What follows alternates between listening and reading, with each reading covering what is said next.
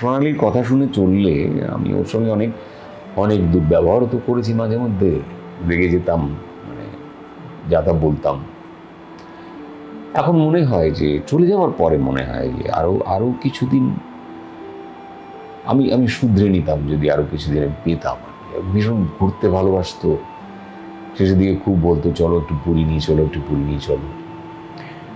যাওয়ার মতো অবস্থা ছিল না। চলে যাওয়ার পরে আমি ঠিক করেছিলাম কোনোদিন পুরী যাব না। তখন আমার বন্ধু বান্ধবরা এখানে, আমার বন্ধু বললে ভুল হবে, আমার থেকে বয়সে ছোট, কিন্তু আমরা বন্ধুর মতো মিশি। এই আমাদের এই ক্যালকাটা দিনই একটা সার্কেল আছে আর কি।